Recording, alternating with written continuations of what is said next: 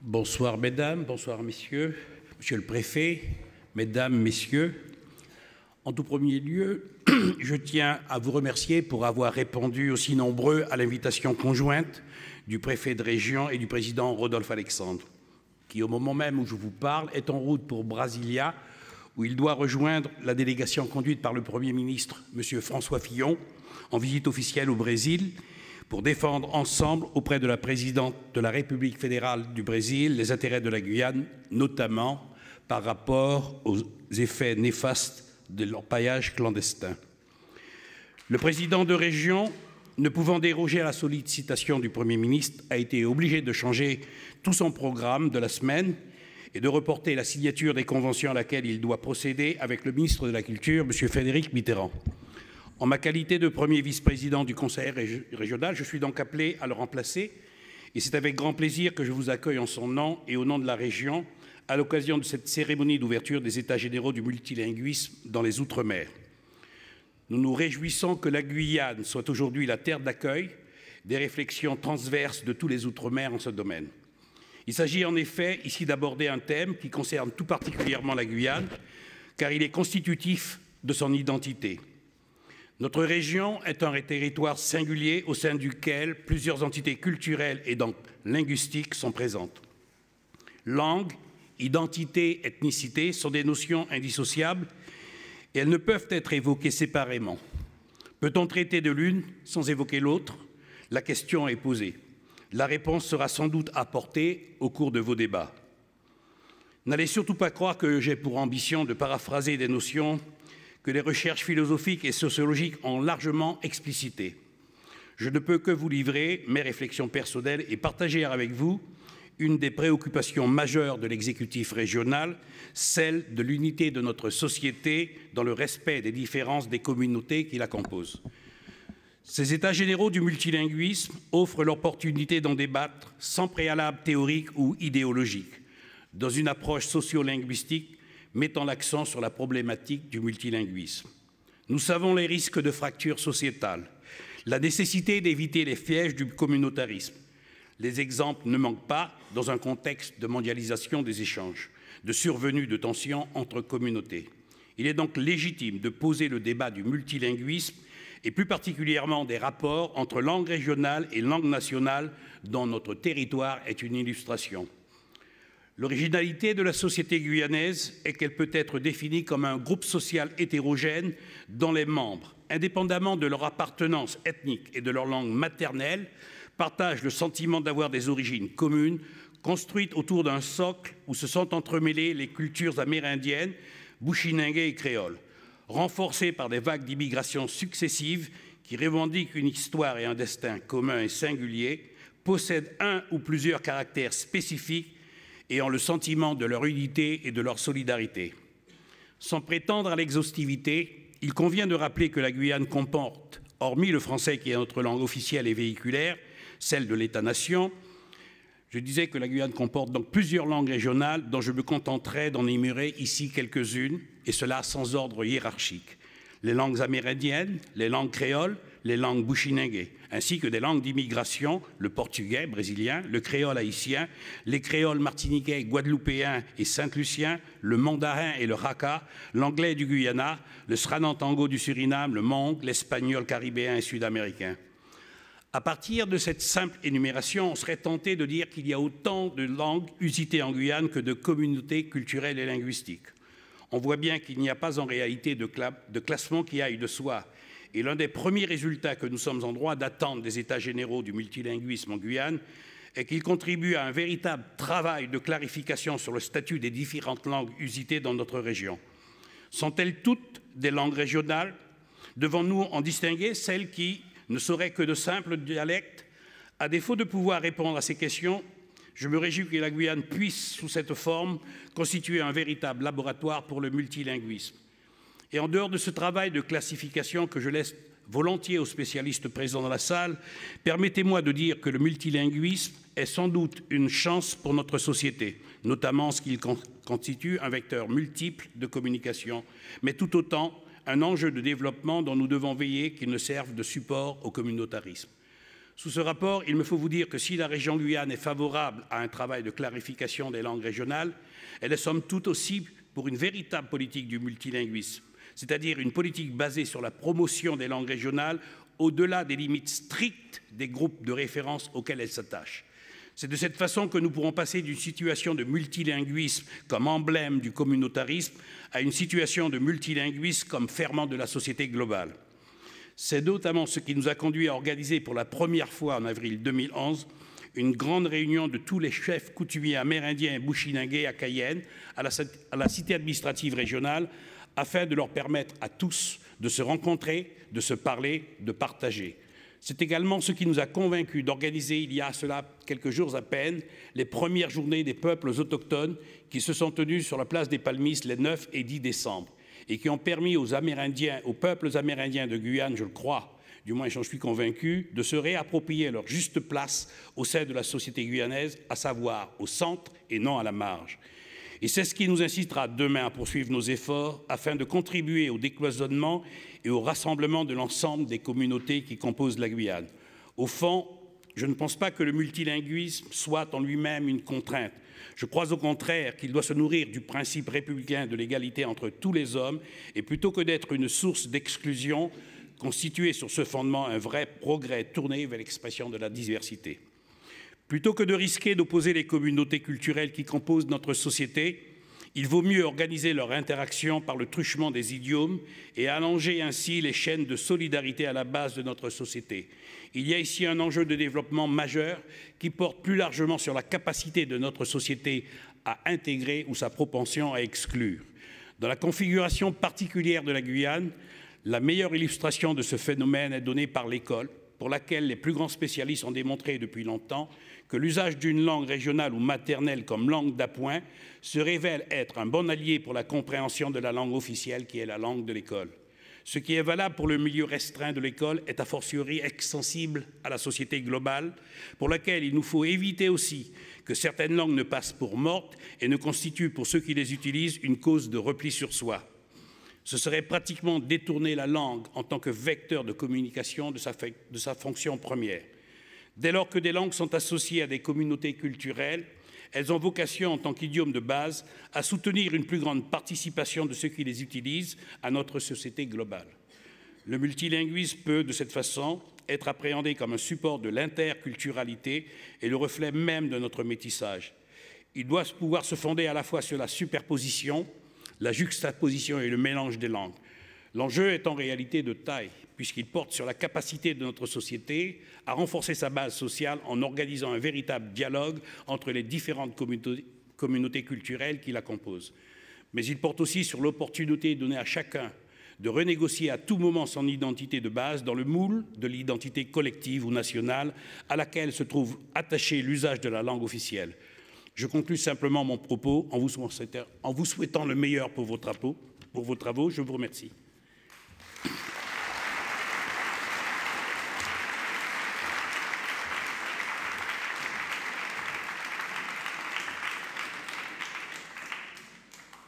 Mesdames et messieurs, merci d'accueillir Monsieur Denis Labbé, préfet de la Guyane.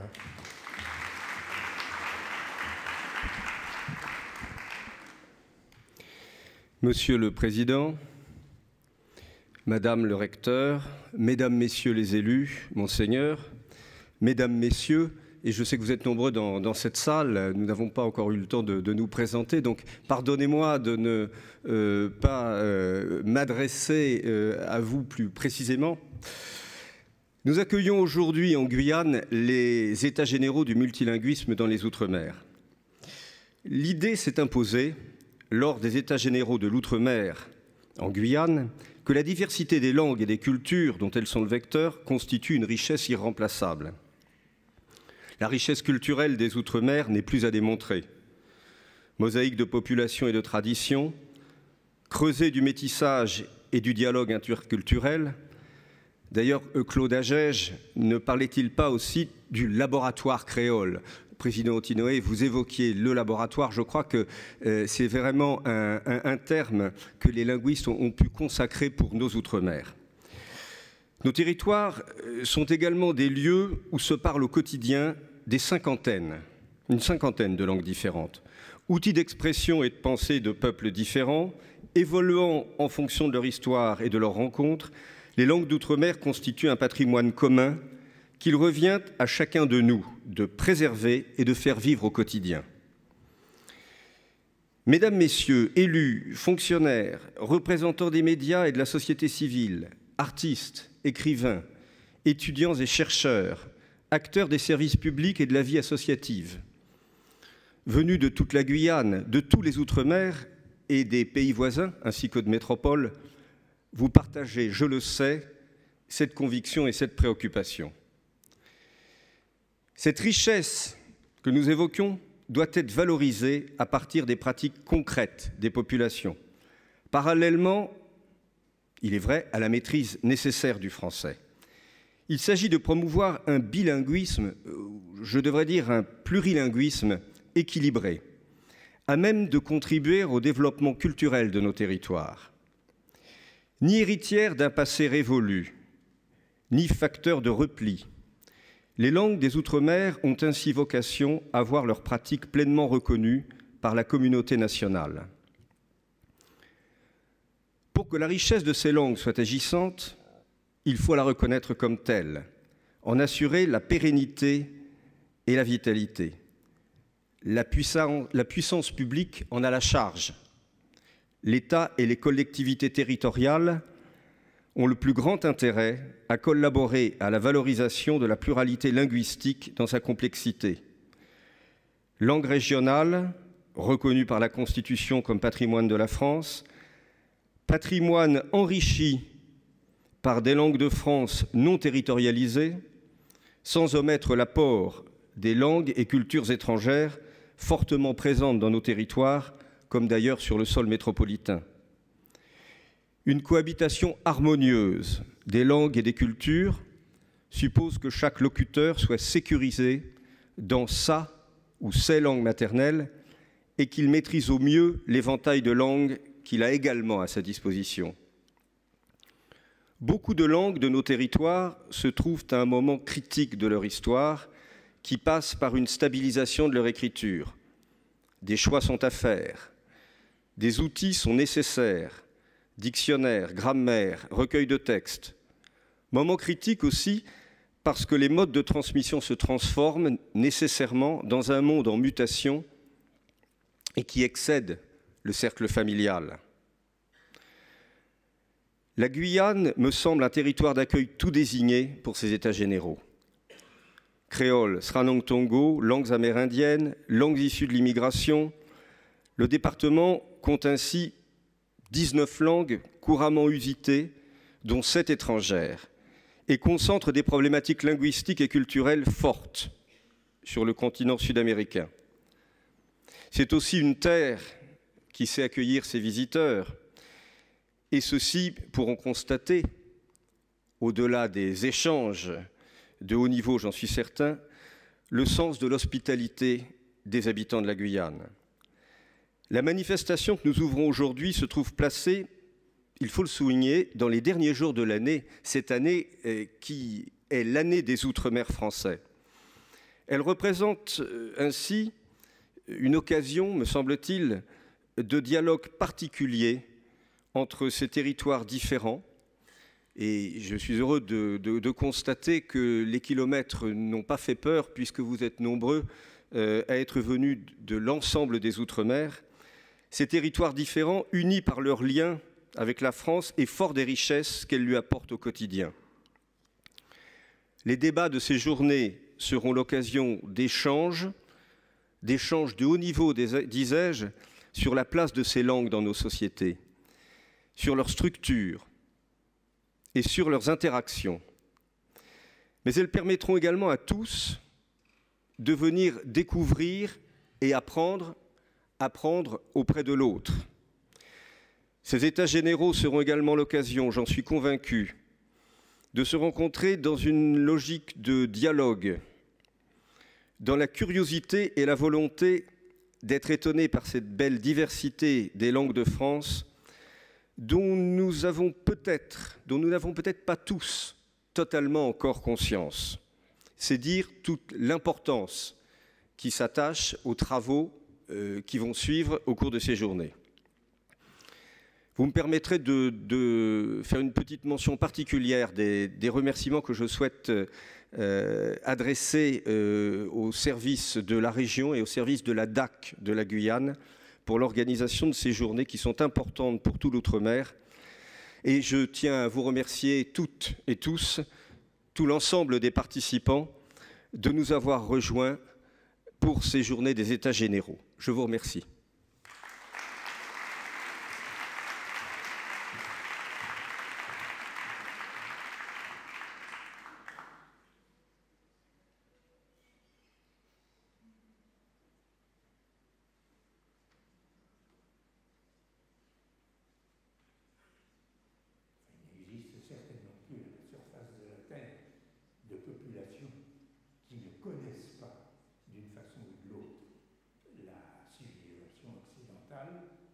Et il n'en existe plus aucune dont on puisse dire que leur culture est à l'état pur, dans la mesure où ça a un sens, parce que même avant les contacts, elle n'était pas à l'état pur, puisqu'ils avaient été en contact avec d'autres populations. Il y a des brassages populaires. Oui, les brassages n'a pas de sens, en fait. Je simplifie énormément. Et donc, nous pouvons prévoir que dans très peu d'années, tout ce que nous avons aimé, étudié, aura disparu. Non pas les peuples eux-mêmes, d'ailleurs, mais ceux qui faisaient l'essentiel de leur vie traditionnelle. Seulement, il existe encore des quantités de choses à recueillir, quand ce ne serait que les langues, et chaque langue, c'est un objet. Nous parlions des objets, de la beauté des objets, mais une langue, c'est un objet aussi rare, aussi précieux, aussi riche que la plus belle sculpture ou le plus beau tableau. Il y a une quantité de langues qui sont encore parlées et qui ne sont pas étudiées, dont on n'a pas complètement recueilli les traditions. Il existe dans la mémoire des gens une quantité de savoir. Nous parlions de celui des plantes médicinales et autres, où nous aurions des données infiniment précieuses à recueillir, mais enfin, mettons les choses au pire. La Grèce et Rome ont disparu depuis 2000 ans, et il y a toujours des hellénistes, et il y a toujours des romanistes qui travaillent sur des textes sur lesquels on a travaillé depuis la Renaissance, et qui arrivent à en tirer encore des connaissances. Dans un de vos romans, Édouard Glissant, Malmort, il y a un personnage qui s'appelle Diou, qui est maître du rêve, et qui conseille aux enfants de monter vers les étoiles pour aller vivre bien, ou d'aller sous la terre pour planter. Est-ce que vous conseilleriez ça à vos lecteurs? Je conseillerais plutôt de s'étendre dans l'étendue, dans la vastitude du monde. Je conseillerais plutôt de se concevoir dans son lieu, dans sa terre, parce qu'on ne peut pas se concevoir en suspension dans l'air, n'est-ce pas?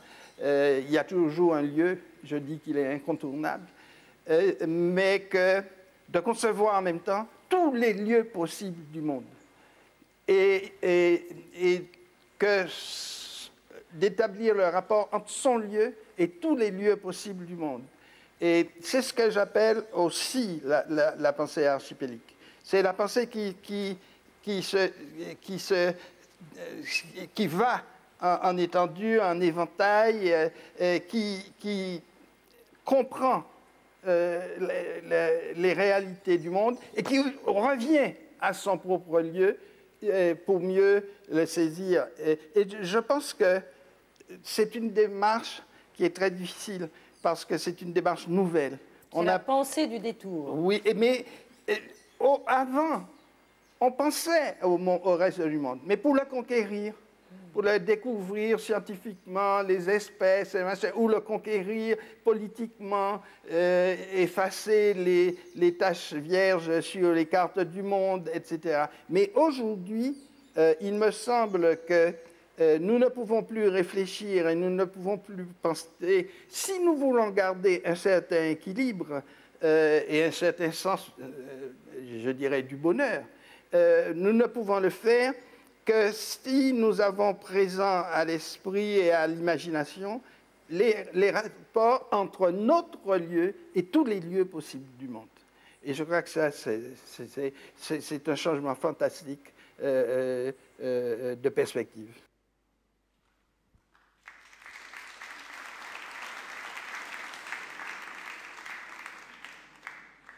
Mesdames et messieurs, le délégué général à la langue française et aux langues de France, Monsieur Xavier Nort.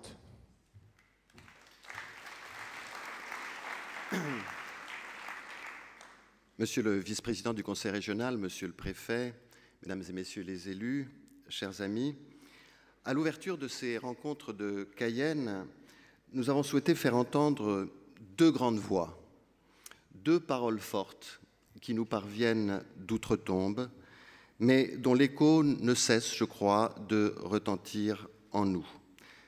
Celle d'un grand intellectuel européen, d'abord, Claude Lévi-Strauss, dont la référence s'imposait naturellement pour évoquer la curiosité des hommes pour les autres peuples, pour l'autre, pour le différent.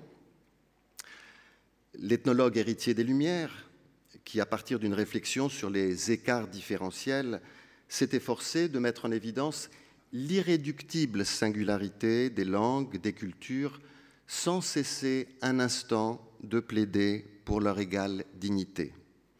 Le défenseur des sociétés dites primitives et des cultures amérindiennes qui en a fait apparaître la profonde noblesse en montrant qu'elles étaient porteuses de valeurs et de savoir.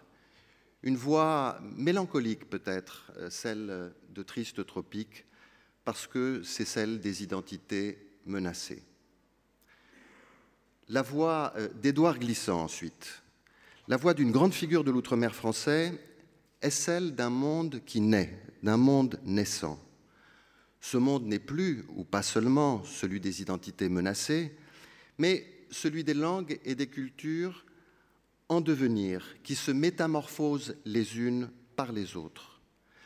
La voix de l'écrivain martiniquais nous rappelle, dans un temps où s'accélère la mondialisation, que si des langues et des cultures ont pu, pendant des siècles ou des millénaires, vivre à l'abri d'influences extérieures, la réalité profonde du monde dans lequel nous vivons est celle de la créolisation et celle du tout-monde, des langues qui sont en rapport avec toutes les langues du monde. Ce militant qui s'est battu toute sa vie pour le respect de la diversité des cultures, et d'abord celle née de l'esclavage, nous montre que l'identité n'est pas un acquis, n'est pas derrière nous, mais toujours devant nous, à construire dans et par la rencontre de l'autre. Un monde dans lequel ne serait plus parlé qu'une seule langue serait un monde d'une effroyable solitude, a dit une fois Lévi-Strauss. Et l'on comprend pourquoi. Parce que dans un monde monolingue, on ne rencontrerait jamais l'autre, puisque l'autre parlant la même langue nous renverrait toujours la figure du même.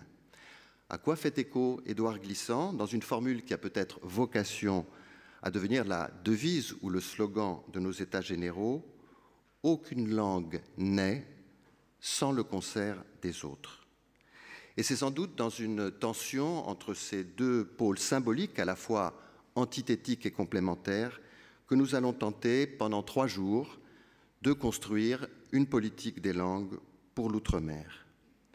Et même si chacun d'entre nous, à compter de demain matin, ne représentera que lui-même, je voudrais ce soir, au nom du ministre de la Culture et de la Communication, souhaiter aux représentants de Polynésie française, de Wallis et Futuna, de la Nouvelle-Calédonie, de la Réunion, de Mayotte, de Martinique et de la Guadeloupe, la plus chaleureuse des bienvenues à nos États généraux, en remerciant la région du concours qu'elle nous a apporté pour son organisation et en remerciant tout particulièrement la Direction des Affaires culturelles de Guyane, notre ami Michel Collardel, d'avoir associé ses efforts aux nôtres pour en permettre la tenue. Je vous remercie.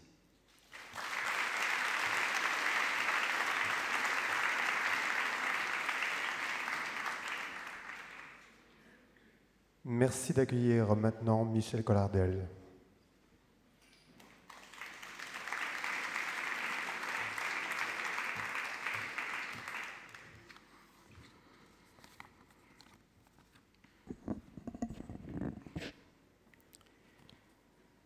Cet enfant sera la honte de notre nom. Cet enfant sera notre nom de Dieu. Taisez-vous. Vous ajoutons dit qu'il fallait parler français. Le français de France. Le français du français. Le français français. Désastre. Parlez-moi du désastre. Parlez-moi. C'est ainsi que Léon Gontran Damas, guyanais, ami de Césaire et de Senghor, et qui a été, avec eux, à l'origine de la pensée révolutionnaire de la négritude, dont le centenaire de la naissance est inscrit pour l'année qui vient dans le programme des célébrations nationales, fait parler une mère imaginaire d'un imaginaire enfant, d'outre-mer. Dans le poème du recueil Pigments, intitulé « Hoquet » en 1937. Une mère convaincue de la nécessité de faire disparaître les traces de sa propre culture pour adhérer mieux au monde global, comme on ne disait pas encore. Une mère métaphorique imprégnée d'auto-intimidation. Quelle phrase, mieux que ces vers douloureux, aurait pu exprimer le désarroi de celui qui se sent nié dans sa culture, repoussé dans l'ornière s'il ne consent à se travestir? C'est que l'histoire pèse. On sait bien que le français a été imposé au détriment des autres langues régionales comme langue officielle de la monarchie, dans un processus d'unification de l'État et en quelque sorte, bien avant la lettre de création de la nation. Plus tard, l'abbé Grégoire, en 1794, intitule son célèbre texte à la Convention « Rapport sur la nécessité et les moyens d'anéantir les patois et la nécessité d'universaliser l'usage de la langue française ». Par étapes, le projet politique et idéologique a été, de manière constante, d'éradiquer les autres langues. Pourtant, Ernest Renan n'affirme-t-il pas, dans le non moins célèbre texte de sa conférence à la Sorbonne en 1882, « Qu'est-ce que la nation ?» Ce qui constitue une nation, ce n'est pas de parler la même langue ou d'appartenir à un groupe ethnographique commun. C'est d'avoir fait ensemble de grandes choses dans le passé et de vouloir en faire encore dans l'avenir, la trace.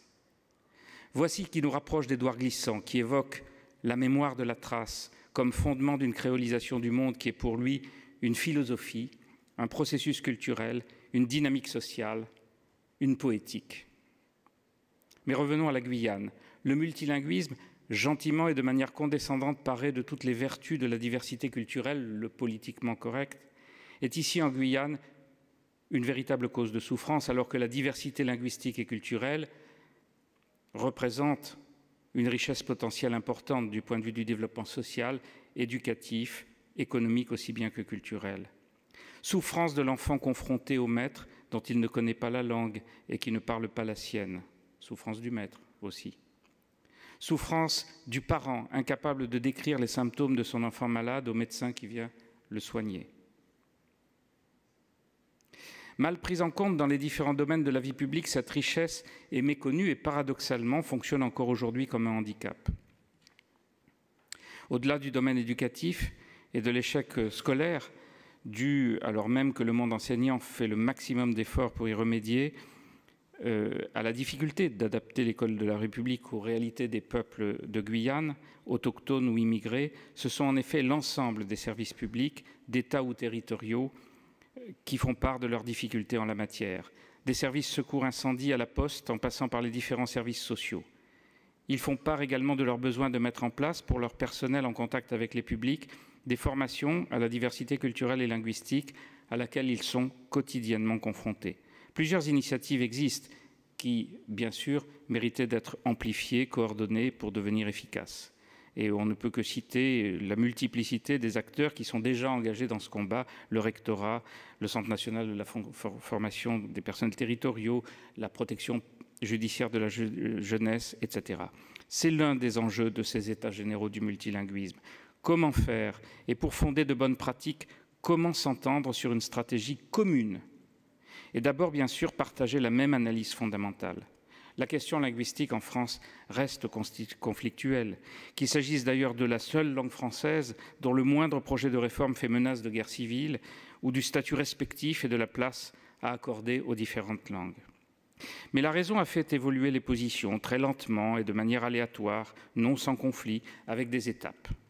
Le rapport Cerchiglini sur les langues de France, incluant outre les langues régionales des langues minoritaires à préserver et à valoriser, ça nous intéresse évidemment beaucoup ici, comme n'étant langue nationale d'aucun territoire, l'arabe maghrébin, le berbère, l'arménien occidental, le mong.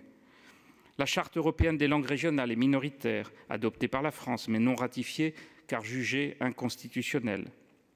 Le rapport coordonné par Amin Mahalouf en 2008 au Conseil de l'Europe, intitulé « Un défi salutaire, comment la multiplicité des langues pourrait consolider l'Europe » et récemment les États généraux du multilinguisme en Europe qui ont été conduits sous présidence française il y a 2 ans. Je souhaite, après ce rapide historique qui traduit la difficulté de la question, revenir plus précisément à notre sujet, le multilinguisme en Outre-mer. Est-ce spécifique ? Si cela ne l'est pas, on ne voit pas ce qui justifiait de ne pas envisager ces journées d'échange et de débat de manière plus globale, le multilinguisme en France. Si cela l'est, qu'est-ce qui justifiait le regroupement de territoires aussi différents, linguistiquement, donc culturellement, que ceux qui forment l'outre-mer? Sinon la commune position de dépendance par rapport à une langue dominante, celle du groupe dominant. Notre débat part de l'idée que puisque dans les régions sous l'autorité de la République, donc sous sa protection, les effets de la modernité, dont l'unification linguistique est l'un des aspects, peuvent être corrigés, au moins partiellement, par une action publique.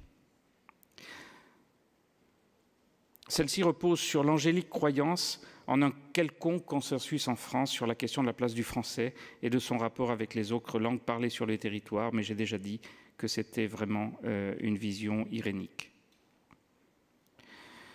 Se pose ensuite la question, finalement, de la légitimité. Ici, en Guyane, à la suite des États généraux de l'outre-mer, est envisagée la création d'un pôle du plurilinguisme ou du multilinguisme. Quelle est la justification de la démarche? Pour que cela ne soit pas un sauvetage de l'extérieur, une nouvelle forme d'assistanat pouvant être assimilée à une intrusion, voire une ingérence, une position éthique claire doit être adoptée, à discuter. Celle de l'obligation de se référer aux volontés des groupes de locuteurs concernés, d'admettre comme prééminent leurs projets. C'est là qu'intervient la légitimité propre de la région en ce qui concerne la question de la préservation des cultures et donc des langues locales. Et là, sur cette initiative, l'État peut et doit, à mon avis, appuyer. Ce sont ces inquiétudes fondamentales que je voulais exprimer lors de ce début de congrès, pour dire qu'ici, la question est sérieuse, qu'elle ne peut être traitée ni de manière totalement scientifique, ni de manière totalement administrative. C'est dans la subtilité d'un processus de compréhension, dans la patience d'une parole écoutée, dans l'empathie d'une conscience partagée, que peut naître une posture qui ne soit ni autoritaire, ni normative, laissant place à la vie, aux aléas, à la chaleur issue du frottement. Référence encore à Lévi-Strauss. C'est à cette réflexion que nous vous invitons, heureux que le ministère de la Culture, Xavier Nort et la délégation générale à la langue française et aux langues de France aient choisi la Guyane pour siège, pour lieu emblématique de cette réunion. Je voudrais bien sûr, en terminant, remercier la région, tellement active dans le domaine de la culture, le Centre spatial guyanais, qui est de tous les bons coups aux côtés des uns et des autres pour aider, le Fonds social européen et l'Europe, on dit toujours, on en parle beaucoup, toujours en mal, c'est un outil et c'est une aide considérable. Le parc amazonien de Guyane, qui est là aussi toujours aux côtés des bons et des grands projets. En conclusion, je vais rappeler bien sûr que les États généraux, dans l'histoire, ont une connotation. Le terme n'est pas innocent. Normalement, ça se poursuit par une révolution. C'est à cette révolution que je vous invite de réfléchir.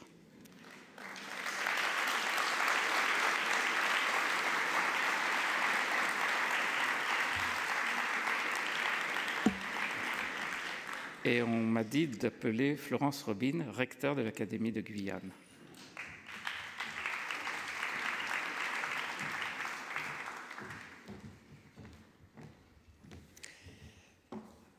Monsieur le Président, Monsieur le Préfet, Mesdames et Messieurs les élus, Monsieur le Délégué général à la langue française et aux langues de France, Mesdames et Messieurs, il m'est choix le redoutable honneur d'intervenir au nom du ministère de l'Éducation nationale et en lieu et place de Monsieur Jean-Michel Blanquer, directeur général de l'enseignement scolaire, que je suis chargée d'excuser parce que malgré son très très vif désir, et les gens qui le connaissent sauront de quoi je parle, de se rendre en Guyane et de prendre une part active à ces États généraux, il est malheureusement retenu à Paris. Alors la Guyane, nous venons d'en parler beaucoup, permettez-moi d'en dire encore quelques mots. La Guyane, région de France, territoire d'Europe, c'est un point que nous devons souligner. Morceau d'Amazonie, parcelle d'Amérique du Sud, c'est surtout une terre, je dirais, de paradoxes, d'originalité et de richesse qui chaque jour s'exprime par ses langues. Toutes ces langues sont maternelles, beaucoup sont régionales, l'une d'entre elles est nationale et quelques-unes sont qualifiées d'étrangères, même si elles deviennent de plus en plus locales, il faut le dire. Vous comprendrez donc aisément l'intérêt que le rectorat de la Guyane attache à ces états généraux du multilinguisme dans les Outre-mer et pour lequel nous avons, je pense, activement participé aux côtés du ministère de la Culture et dont nous partageons absolument les objectifs. Pour nous, ces états généraux sont une occasion unique de réfléchir, au-delà des particularismes régionaux et locaux, à une politique linguistique et éducative qui puisse concilier l'indispensable maîtrise de la langue française avec la valorisation d'un patrimoine linguistique et culturel riche et diversifié. Nous l'avons dit plusieurs fois, la jeunesse guyanaise, et donc principalement nos élèves, je me permets de rappeler que 25% de la population guyanaise a moins de 25 ans, 45% de moins de 20 ans. Ces jeunes disposent d'un héritage linguistique pluriel, bien vivant, fruit de migrations très anciennes ou bien contemporaines, voire modernes, mais aussi produit d'un métissage fécond. Ce métissage, cet héritage permet d'entendre aujourd'hui, on l'a dit, sur le Maroni, l'Oyapock ou l'île de Cayenne, une multiplicité de langues, près d'une vingtaine, comme on nous l'a rappelé tout à l'heure. Je tiens à le dire, la valorisation de cette diversité culturelle et linguistique est prise en compte depuis près de 13 ans cette année qu'existe le rectorat et l'Académie de la Guyane, avec des dispositifs innovants dont on aura l'occasion de parler dans les ateliers, tels les intervenants en langue maternelle, et je renouvelle mon engagement tout à fait fort sur ces points de politique éducative qui nous semblent tout à fait prioritaires. Cependant, et j'en suis bien consciente, on peut légitimement questionner le rôle de l'école dans la mise en valeur et le respect de cette diversité linguistique culturelle. Et permettez-moi de le dire, on peut aussi s'interroger sur ce qui est quand même sa mission première, c'est-à-dire sur le rôle de l'école dans la transmission de la langue française au sein des autres langues. Je voudrais le redire de façon forte, la première mission de l'école de la République, celle qui nous est assignée par l'ensemble des élus au sein même de la loi d'orientation de l'école qui a été votée en 2005, c'est la maîtrise de la langue française qui constitue le premier pilier du socle commun et sur lequel se fonde une grande partie de nos politiques et des évaluations que nous conduisons au niveau national. Dès lors, comment faciliter et motiver l'apprentissage du français dans un environnement linguistique équilibré et respectueux, c'est pour moi l'objectif de nombre de nos réflexions au sein de l'éducation et que je souhaite partager avec l'ensemble des participants de ces états généraux. Comment faire en sorte que la coexistence des langues ne constitue pas un obstacle pour la maîtrise de la lecture et de l'écriture et pour l'acquisition de toutes les compétences du socle commun auxquelles ont droit tous nos élèves? Ce sont des questions extrêmement concrètes qui préoccupent les professeurs de nos écoles au quotidien, qui sont soucieux, évidemment, de préserver la richesse du patrimoine de nos élèves et de nos familles, mais aussi d'offrir au sein de leur classe les clés d'une réussite scolaire, professionnelle et sociale. Nous tous, éducateurs, nous mesurons l'importance de former chez nos jeunes élèves une relation à l'autre qui soit guidée par une curiosité respectueuse et tolérante. Dans cette société de globalisation, de mondialisation, où nos jeunes fort légitimement aspirent à trouver leur juste place, naître dans une communauté multilingue comme la Guyane, comme celle des Outre-mer, devrait être une vraie chance et peut être une vraie chance. Et il me semble, puisqu'on a prononcé le mot à plusieurs reprises de laboratoire, que les sociétés ultramarines, qui sont le microcosme même, l'exemple même de la diversité culturelle et linguistique mondiale, sont pour nous un laboratoire éducatif absolument prodigieux, sur lequel toutes les bonnes volontés sont appelées pour réfléchir avec nous. Une des tâches de l'école, c'est de cultiver chez les élèves la capacité de se concevoir comme membre d'un groupe à la fois hétérogène et uni. Et si cette école souhaite réussir à promouvoir la compréhension et le respect de la culture de tous les groupes qui constituent la société, elle doit savoir préserver et reconnaître la diversité linguistique.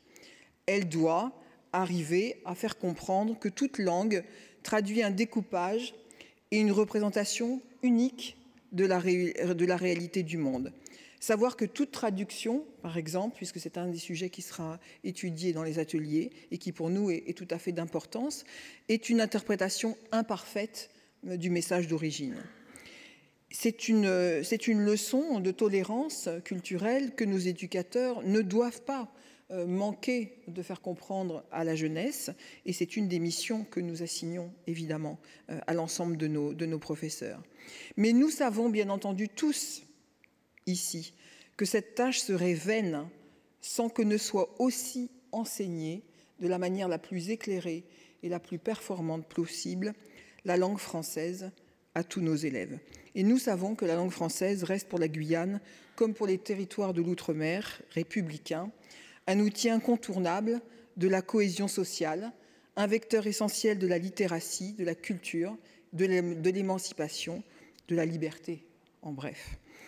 Et nous savons qu'elle constitue enfin le mode d'expression d'une aspiration démocratique partagée.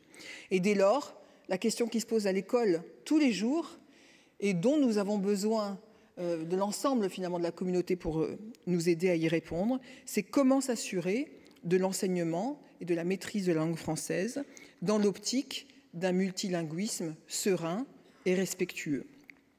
Et c'est donc dans cette tension qui me semble tout à fait essentielle, qui souhaite concilier à la fois instruction nécessaire, émancipation sociale et valorisation de toutes les langues et de toutes les cultures, que vont certainement, je n'en doute pas, se situer vos réflexions auxquelles nous sommes extrêmement heureux de participer. Je tiens à féliciter très chaleureusement les organisateurs de ces états généraux. Sachez que le rectorat de la Guyane et de façon plus générale le ministère de l'Éducation nationale, à travers tous ses représentants, tous ses acteurs, saura examiner avec soin et vous entendre en particulier sur finalement les résultats de vos travaux, aussi bien les vœux que vous émettrez, les propositions que les critiques qui ne manqueront certainement pas d'apparaître à l'issue de ces états généraux.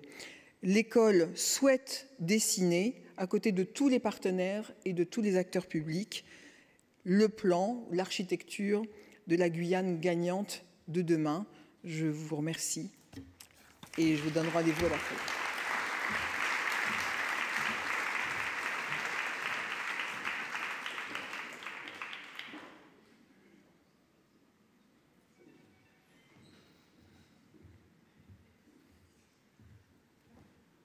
En préparant ces états généraux du multilinguisme dans les Outre-mer, il nous est apparu très tôt qu'à bien des égards, leur enjeu débordait celui du développement des territoires ultramarins, parce que la situation linguistique des Outre-mer français, où la majorité de la population est appelée à construire sa vie professionnelle et à exercer des droits de citoyen dans une langue qui n'est pas nécessairement sa langue d'origine, sa langue maternelle, ce n'est pas une situation singulière. On la rencontre dans l'Hexagone lui-même, là où des langues régionales continuent à être parlées dès le plus jeune âge, mais c'est, il est vrai, une situation de plus en plus rare.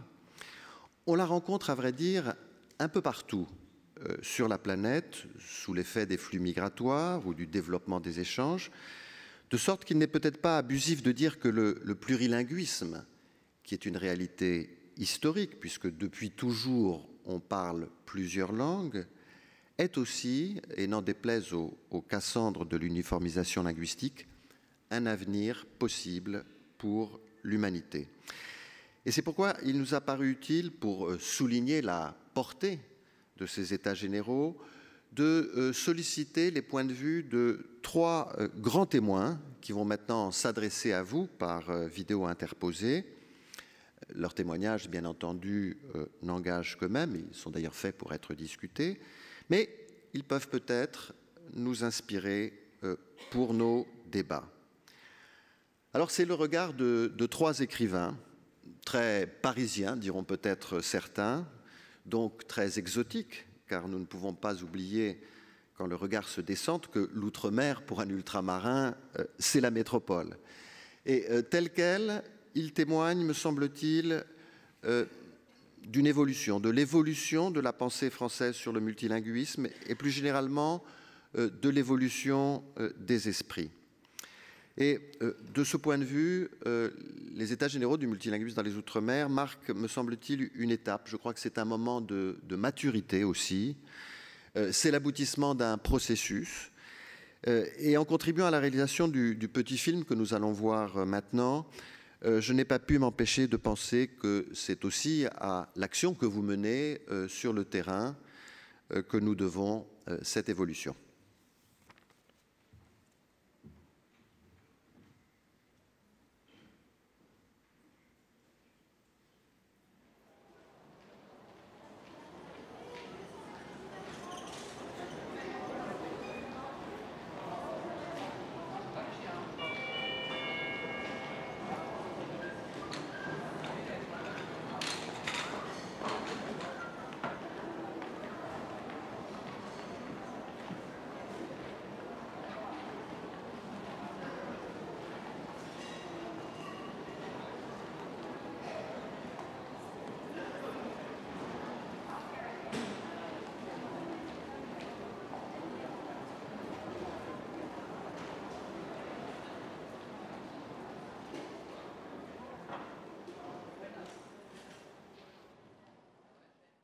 Je pense qu'une personne n'a pas plusieurs identités, mais une identité est faite de nombreux éléments. Et il me semble que les langues constituent des éléments de l'identité de chacun. Les langues sont des moyens qui définissent une identité, mais c'est une identité communicante. C'est une identité qui peut transmettre mon affection vis-à-vis d'une autre affection. Le bébé est conditionné par la parole des parents et du clan dans lequel il se situe. Et sans remonter aux origines de l'humanité, on peut penser que dès le début, Homo sapiens était quelqu'un qui produit des outils, mais qui aussi communique avec les siens par du langage. La langue, c'est ce qui nomme, c'est ce qui distingue. Dans le grand flou de ce qu'on peut appeler la création, chaque fois qu'on nomme, on ouvre une fenêtre sur la réalité des choses. Dans le monde globalisé, nous sommes confrontés à une situation qui peut paraître paradoxale, mais qui peut-être aussi est une chance. D'abord parce que nous avons nos langues maternelles, et ensuite, de plus en plus, nous sommes conduits à communiquer dans d'autres langues. Bien entendu, toutes les langues n'ont pas la même place dans l'identité d'une personne, mais il est certain que la langue maternelle est un élément d'identité, qu'une langue que l'on utilise, dans laquelle on travaille, on communique, a sa place dans l'identité d'une personne. Moi, j'ai 3 langues présentes dans ma vie, puisque mon père était de culture plutôt anglaise, ma mère de culture plutôt française, et que la langue commune de la maison était l'arabe. Donc ces 3 langues ont une place dans ma vie.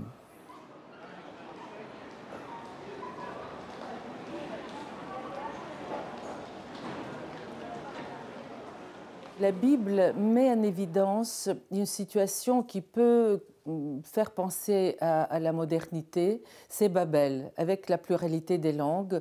Et ici, dans la globalisation, nous sommes confrontés à un phénomène comparable. Il faut bien étudier ce texte de Babel pour comprendre que la situation est très complexe. Il peut y avoir une multiplicité des langues qui peuvent être traduites les unes dans les autres, et à ce moment-là, Babel n'est plus une catastrophe. Mais il peut y avoir une incompréhension parce que Babel peut signifier chacun est enfermé dans sa langue et il n'y a pas de communication. C'est vrai que si chacun parle sa langue, à la limite, si chacun parle une langue qui est la sienne, il n'y a pas de communication. Et d'ailleurs, les argots, par exemple, c'est fait pour ne pas communiquer. C'est fait pour communiquer uniquement par des petits groupes. Et on essaye comme ça de ne pas être communicable, de ne pas être compréhensible par les autres. Mais ce qui me frappe avec Babel, c'est que si c'est une malédiction d'avoir une diversité, c'est aussi une malédiction d'avoir qu'une seule vision. Je ne vois pas pourquoi on s'imposerait un seul regard et qu'on s'imposerait une seule langue. Je me souviens de ce que disait Milan Kundera. Et il disait au fond qu'entre l'Empire soviétique et les Balkans, il y avait une différence très intéressante, c'est que l'Empire soviétique, c'était le maximum d'étendue pour le minimum de diversité. Les Balkans, c'était l'inverse. Le minimum d'étendue pour le maximum de diversité. Et on sait bien que la diversité, d'abord, c'est le sel de la vie, mais aussi c'est le moteur de la vie. Je crois que nous avons eu, suite aux Lumières, une vision qui continue à être extrêmement porteuse, mais qui a ses limites. C'est la vision de la compréhension universelle. Nous pouvons nous comprendre à condition de parler la même philosophie et la même langue. Et le résultat de tout cela peut être, mais pas obligatoirement, en tout cas c'est un spectre qui nous hante aujourd'hui, le résultat de tout cela peut être Babel, d'accord, mais vous communiquerez en globish. Je ne considère pas que l'anglais maintenant soit une langue étrangère. Cet anglais d'aéroport, ce qu'on appelait le globish, il faut parler anglais, comme il faut savoir se servir d'un ordinateur, comme il faut savoir conduire. Mais ce n'est pas cet anglais-là, une vraie langue, c'est-à-dire de vraie ouverture au monde, de vrai accueil des subtilités de l'amour. On ne déclare pas son amour en 400 mots, sauf si on est Racine, et il faut quand même 800 mots. Souvent, on oppose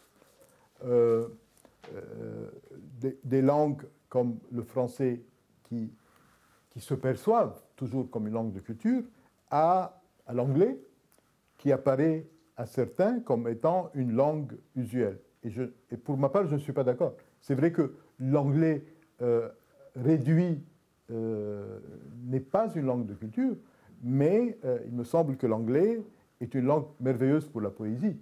Quel est le remède par rapport à cela? Il y en a plusieurs. L'un consisterait à dire que le globish, on va l'utiliser dans le commerce, la banque, etc. Mais que pour exprimer nos passions, pour exprimer notre intimité profonde, pour exprimer nos créativités, la langue maternelle et la seconde langue, ou la troisième, mais qu'on a apprise avec beaucoup de patience et qu'on a incorporée, ces langues-là vont être des langues de vie, des langues de désir, des langues de créativité. Deuxièmement, pour saisir la réalité des choses, on a besoin de langues qui sont plus liées à des réalités. J'ai été naviguer très au sud ou très au nord. Certaines langues avaient 30 mots pour dire la glace. Nous n'en avons qu'un, parce que la glace ne fait pas partie de notre univers. Et je me souviens d'avoir été chroniqueur dans le journal qui est principalement lu en Bretagne, qui s'appelle Le Télégramme. Et j'ai fait des championnats pour savoir qui décrivait le mieux la montée d'une marée, la langue bretonne, que je ne parle pas, mais que je me faisais traduire, ou la langue française. Eh bien, c'était la langue bretonne qui gagnait. C'est normal. S'il y a 2 000, 3 000, 4 000 langues qui meurent régulièrement, c'est des savoirs qui sont perdus. Et je relis souvent les textes de George Steiner sur ce que c'est que Babel. Aucune langue ne raconte le monde. Il faut toutes les langues pour s'approcher du grand récit du monde. Les langues ne sont pas entièrement traductibles les unes aux autres. Chaque culture porte une idéologie, une religion en même temps qu'une langue. Donc les valeurs des langues sont souvent les valeurs des cultures et des religions. Par exemple, en chinois, où il y a des idéogrammes, les idéogrammes sont concrets. Nous, un chat, c'est abstrait, alors qu'en chinois, c'est au fond une stylisation du mot chat. Donc on a une relation au monde beaucoup plus abstraite chez nous et beaucoup plus concrète chez les Chinois. C'est un exemple parmi 100 000. Mais être étranger est un plus, parce que par rapport à un dogme, par rapport à une norme, on apporte un élément nouveau. Et cette étrangeté, on peut la vivre aussi comme un défi qui conduit l'autre langue à chercher d'autres moyens pour essayer de saisir ce que celui qui vient d'une autre langue, par son expérience, a touché ou vécu. À ce moment-là, l'universalisme uniformisant n'est plus de mise.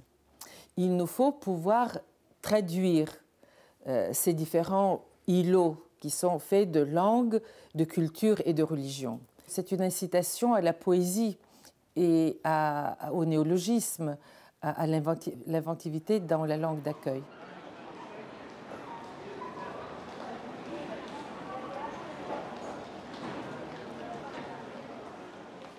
Pour beaucoup de gens, la langue identitaire est une langue locale. Appelons la première langue étrangère la langue personnelle adoptive. Et appelons la deuxième la langue de communication internationale. Le français est naturellement la langue personnelle adoptive pour toute personne dont la langue maternelle n'est pas le français et qui vit sur un territoire français. La deuxième langue étrangère, pour moi, ça peut être l'anglais, ça peut être l'espagnol, ça peut être le portugais. Et je pense qu'avec ces différentes langues, on peut être à la fois à l'aise avec soi-même, à l'aise avec la société où l'on vit et à l'aise avec l'environnement régional où on se trouve. On arrive à avoir un fonctionnement mental qui ressemble à un tableau de Picasso avec plusieurs profils et plusieurs facettes qui se conjuguent et essayent de s'harmoniser.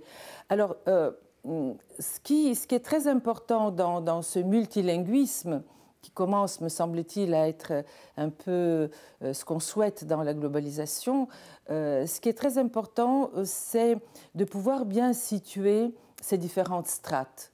Parce qu'il est évident qu'on n'utilise pas toutes ces langues de la même façon.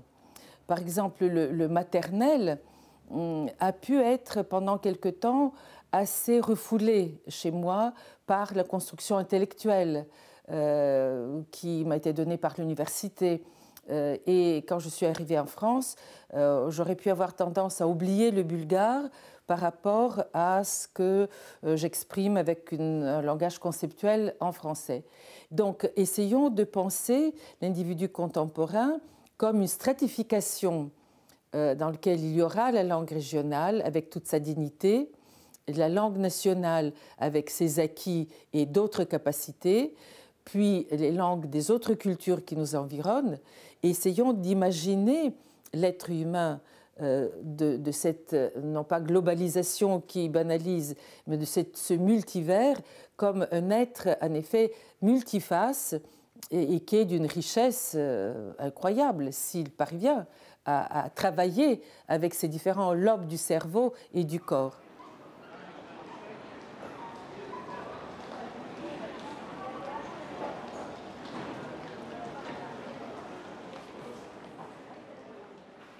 Je pense qu'il est important pour un pays, et certainement pour la France, étant donné son histoire, qu'il y ait une langue nationale. Centraliser le pays à travers la langue est une idée forte. Et à mon avis, pendant une bonne partie de l'histoire, c'était une idée juste. Là où je m'écarte de cette attitude, c'est qu'il me semble qu'on est encore sur la lancée de la politique ancienne où l'on considérait que toute autre présence linguistique était une menace pour cette primauté de la langue française. Et c'est là qu'il faut avoir une attitude différente. Je ne peux pas concevoir que l'on puisse vivre sur le territoire de la France sans le faire en français. Mais on n'est plus obligé, comme c'était le cas il y a 100 ans ou 200 ans, de le faire uniquement en langue française. Prenons un exemple. Le breton est probablement le dernier vestige de ce qu'a pu être l'univers linguistique de la Gaule. Il est impensable pour moi, dans une perspective historique, qu'on ne considère pas une telle langue, même si les locuteurs ne sont pas très nombreux, comme étant un trésor national à préserver. Simplement, c'est vrai que si on parle que breton, on parlera à 4 millions de personnes maximum. Si on parle le français, on parle à plusieurs dizaines de millions de personnes. Donc il faut les deux registres. Il y a une phrase africaine que j'aime beaucoup, ce que nous allons apprendre vaudra-t-il ce que nous allons oublier? Pourquoi oublier quand on apprend? Et l'expérience montre que ceux qui apprennent une langue en plus, ils en savent plus sur la langue antérieure que ceux qui n'ont qu'une seule langue. Les meilleurs résultats au bac et la plus grande ouverture, notamment sur l'Europe, c'est en Bretagne. Et j'ai le regret de dire que ceux qui apprennent beaucoup le breton, ils sont parmi les meilleurs élèves aussi en français. Ça gêne quelques-uns de mes confrères, mais c'est comme ça, ce sont des faits. Puisque le statut de la langue française en tant que langue nationale ne peut plus être remis en cause, il me semble qu'aujourd'hui, le plus important est que la relation des personnes qui vivent en France à la langue française soit une relation détendue, c'est-à-dire qu'ils ne se sentent pas obligés d'aller vers la langue française au prix d'un abandon. On n'a pas besoin d'abandonner. On n'a pas besoin d'abandonner sa langue identitaire, que ce soit une langue régionale ou une langue venue d'un pays d'émigration, pour aller vers la langue française. Au contraire, je dirais, si on sent que l'on va vers la langue française au prix d'un abandon, il y a un sentiment de culpabilité qui s'installe et qui rend plus difficile l'intégration. Apprendre une seconde langue peut impliquer, dans certaines conditions, une sorte de mise à mort, une matricide de la langue maternelle. On l'oublie, ça ne sert à rien, et j'en souffre. Et cela a donné, chez certaines personnes, je fais allusion par exemple à des étudiants étrangers que je vois à Paris et qui ne se servent plus de la langue maternelle, ça donne des maladies psychosomatiques, ça donne des dépressions, parce qu'un grand continent de la vie psychique reste en souffrance. D'où l'importance de marcher sur les deux pieds, c'est-à-dire de réhabiliter en permanence cette langue maternelle qui donne la touche, l'empreinte, le cachet spécifique de chaque individualité. Reste à l'articuler à la langue qui est celle de la nation et qui a développé des choses inouïes dans d'autres cultures.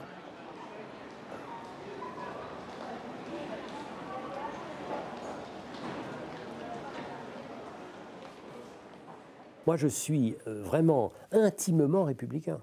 Républicain, ça veut dire qu'on partage une chose commune.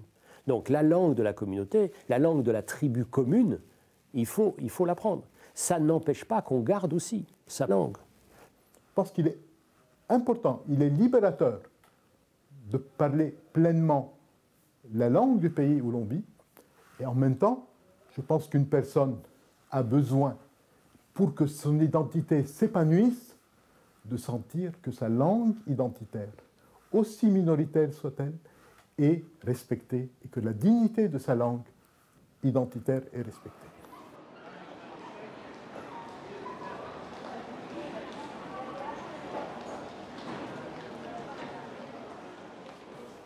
pense que toutes les langues ne sont pas égales, mais elles ont une dignité égale. Et bien entendu, numériquement, il y aura toujours beaucoup plus de personnes qui parleront l'anglais ou l'espagnol ou le français que l'islandais ou le breton. Je pense qu'on a besoin d'introduire dans notre connaissance de la langue non seulement un aspect pratique pour l'usage quotidien de la langue, mais également une connaissance de la culture qui est liée à cette langue, des pays, des peuples qui parlent cette langue, pour qui cette langue est importante. Et je pense qu'il est extrêmement sain que des gens aillent vers des langues minoritaires. Je pense que c'est un réconfort pour quelqu'un qui parle une langue minoritaire, qu'il sente que l'on va aussi vers lui. Et le seul fait de faire l'effort de parler une langue crée un autre rapport aux gens. Quand on va dans un pays et que les gens de ce pays sentent que l'on ne parle pas d'autorité sa propre langue, mais que l'on essaie de parler la langue du pays, on va se rendre compte que les gens du pays vont eux-mêmes faire le geste réciproque, c'est-à-dire lui parler dans la langue dans laquelle il est le plus à l'aise. Et je pense que c'est cela l'élégance morale dans le rapport entre les langues. C'est un échange, fut-il inégal, tant qu'il y a le respect de la dignité de l'autre. Cela suppose quoi? Cela suppose que l'enseignant de français langue étrangère doit obtenir une formation déjà de la langue de ceux auxquels il va apprendre le français. Mettons qu'il va aller dans un territoire où on parle le créole, il faudrait que cette personne connaisse le créole et quand il arrive sur place, il se mette en contact avec les jeunes ou autres auxquels il va apprendre la langue et qu'il essaye de faire une sorte d'apprentissage mutuel du créole et du français entre lui-même et les personnes du pays, de manière à ce qu'il y ait une communication déjà orale et une traductibilité orale entre le créole et le français, puisque j'ai pris cet exemple, pour l'enseignant et pour l'enseigné. Donc c'est tout un travail d'éducation et une nouvelle philosophie du multiple qui devrait se mettre en place. Et je pense que cette conception des choses est en train de faire son chemin parmi les philosophes, parmi les intellectuels, parmi les politiques, mais lentement, et peut-être de la manière la plus nette, quoi qu'on dise, en France. Parce que la République française est non seulement porteuse d'un universalisme et d'une demande de multilinguisme, mais elle est sensible aussi à la relativité des identités, au fait que pour développer l'identité de chacun, il faudrait avoir de l'affinité, de la tolérance et du respect vis-à-vis de la culture de l'autre. En tant que projet, je pense qu'on n'a pas fait mieux. En tant que réalité, on est loin du compte. Et pour préserver la singularité de ces personnes, et je n'oublie pas les Caraïbes, la Martinique, la Guyane, etc., pour préserver leur identité, mais en même temps les laisser s'ouvrir aux autres et vivre ce multilinguisme, il faut qu'on adopte notre idéologie universaliste à cette traductibilité entre langues, mais entre cultures et entre religions.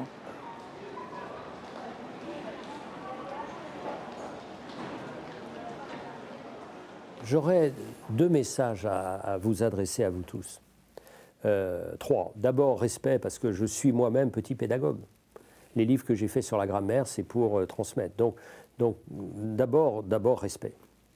Deuxièmement, importance. C'est-à-dire que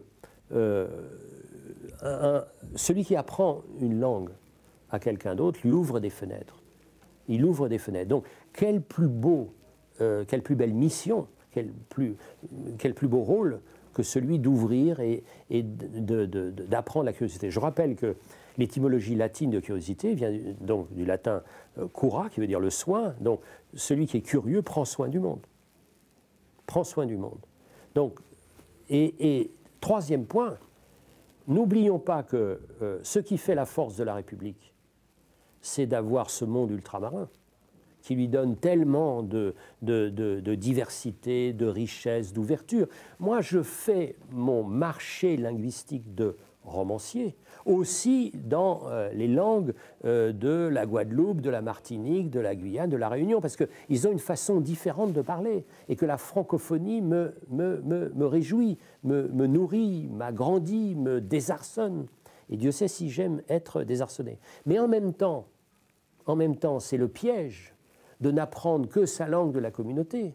Puisque même dans chacune de ces îles, on ne peut pas se comprendre d'un bout à l'autre.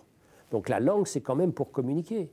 Et je crois que le premier des liens sociaux, c'est la langue.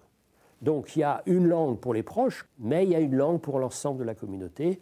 Et cette langue-là, il faut lui donner aussi son rôle. On n'a pas un seul rôle dans la vie. On est plusieurs. Donc à chacun de ces plusieurs, il faut donner une langue. Mon message, c'est qu'il faut se sentir pleinement à l'aise en langue française, adopter pleinement la langue française, même si ce n'est pas la langue maternelle, et ne jamais abandonner sa langue maternelle, ne jamais la délaisser. Il faut encourager les personnes à être des liens, des traits d'union entre leur langue d'origine, leur culture d'origine, et la culture du pays et sa langue. Le monde a besoin d'une réflexion sur la diversité linguistique et sur la diversité tout court. Et je crois que la France a le devoir et la possibilité d'être à l'avant-garde de cette réflexion. La valeur qui résiste à toutes les globalisations et à toutes les diversités et que nous lèguent les Lumières, c'est la valeur de la fraternité, qui est en fait la capacité d'établir des liens affectifs. Et je dirais même, en pesant l'exagération, et combien elle peut choquer certains, des liens d'amour, de pouvoir aimer l'autre. On a beaucoup parlé de l'autre, il y a de l'autre, etc. Mais placer un autre à côté de l'autre et à côté de l'autre, ça fait des boîtes de conserve. Ça donne l'exhibition internationale qu'on peut voir à Shanghai sans communication. Si on n'a pas ce lien à autrui qu'on appelle amour, il n'y a pas de multiculturalisme, il n'y a pas de compréhension de l'autre. L'universel est cette capacité de pouvoir établir un pont affectif vis-à-vis de la langue d'autrui. Et les langues ont cette capacité. C'est par les langues que passe la passion. Et il n'y a pas d'autre contrepoids à la banalisation que la passion.